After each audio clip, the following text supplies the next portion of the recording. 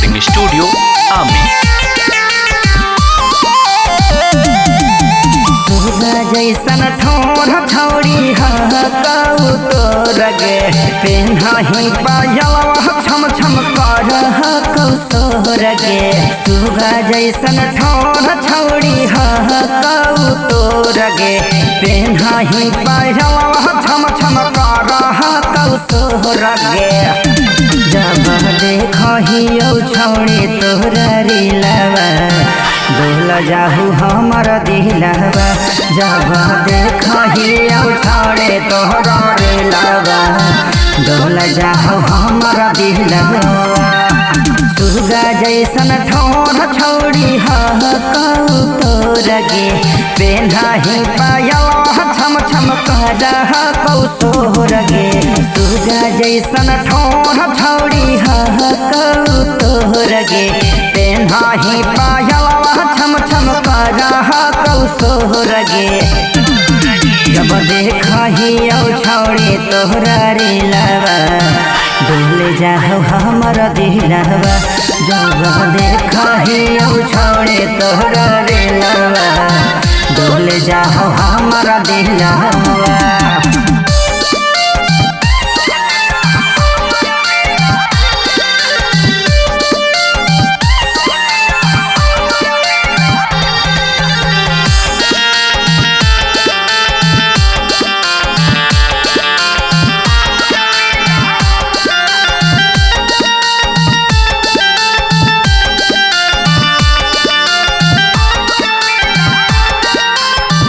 एक मिलियन हकौ छौड़ी तोर तो फलोर गे डोला वही कमरिया जब पेन के टी शर्ट लोर गे 1 मिलियन हकौ छौड़ी तोर तो फलोर गे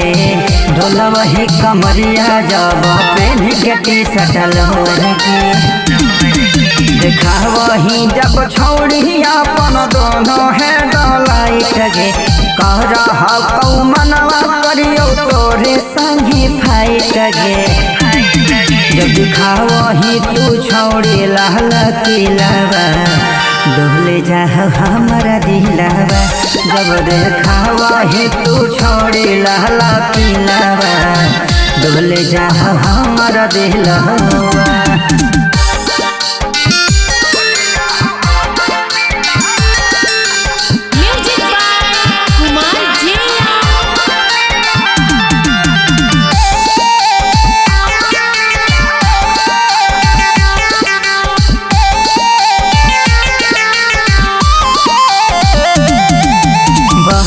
घर के हाही छौड़ी तू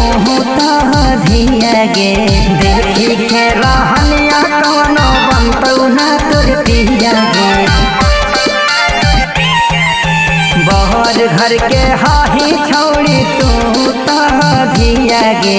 देखी के रहनिया कौनो बनतौ ना तोर पिया गे तू बोलमुआ के बना ले अपना भरवा दिन राते ले तो रहबौ छौड़ी तोर खबर जब कह कौन सुआ तोर लीलवा डोल जाहू हमर दिलवा जब कह कौन सुआ तोर लीलवा